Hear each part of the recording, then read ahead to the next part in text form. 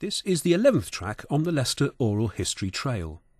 Numbers 28 and 26 Silver Street, now the Malcolm Arcade, were once the Royal Opera House, one of several theatres operating in Leicester until the 1950s.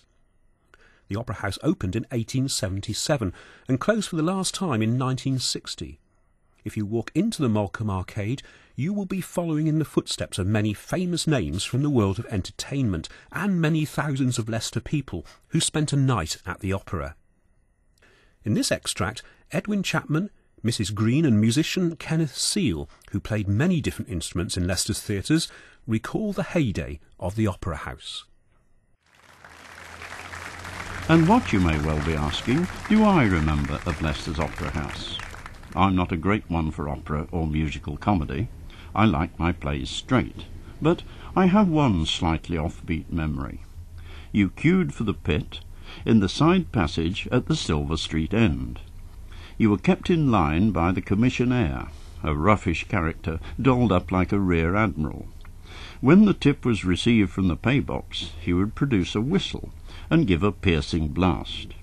The queue, as I recall it, put down its collective head and charged. This kind of devil-take-the-hindmost approach always seemed to add spice to the occasion. Silly, isn't it?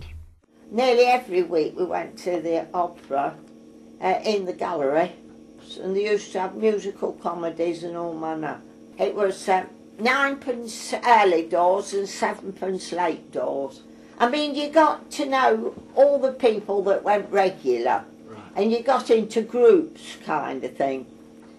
And if it was a really good show, and you knew you got it, you didn't know how you were going on for seating, you'd club your money together and perhaps send 3 early doors, because they went in about 15 minutes before the late doors, and then they'd save enough seat for the late doors.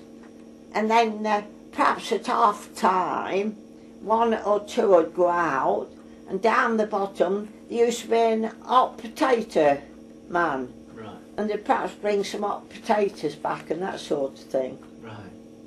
And they used to have plays, get only musical comedies, you knew you got to be there early to get a seat. I mean, I went to see White Horse Inn, and we stood up all night because we'd gone straight from work. There were the stalls, circle, and the gallery, because we were all up in the gallery. Right. Once we all said we'd go in the amphi, that were a row in front of the gallery, but we didn't like that. So we went back into the... Well, you seem to know everybody up there after a time, and going regular. But we perhaps shouldn't meet all week, only on the Saturday. The opera was a plushier place, if I can say. It was, whereas the Palace, probably it's because the opera was smaller, really, in area. It was more cosy than the Palace. It was inclined to be a bit barn-like, if you've seen pictures of it. But strangely enough, the Opera House held about 30 or 50 more than the Palace. Strangely enough, there was a very big gallery at the Opera House, and then they could squeeze more in up there. Once nightly was what the Opera House used to do. They were the plays and musicals. They were always once nightly. Variety and that type of thing, that was twice nightly.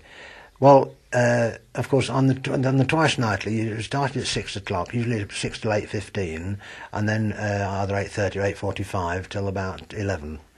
And if it was a play, as some of them were, you only played to take the curtain up, or in other words, played a short overture, then an intermission between the acts, and then at the finish. God Save the Queen. God Save the Queen. In fact, it was really good. In fact, I'll be perfectly honest, on 1 or 2 where there were very long first acts, I used to come home and have my supper and then go back and carry on again. For the next stop, stay on Silver Street and move to the building on the left of the Malcolm Arcade.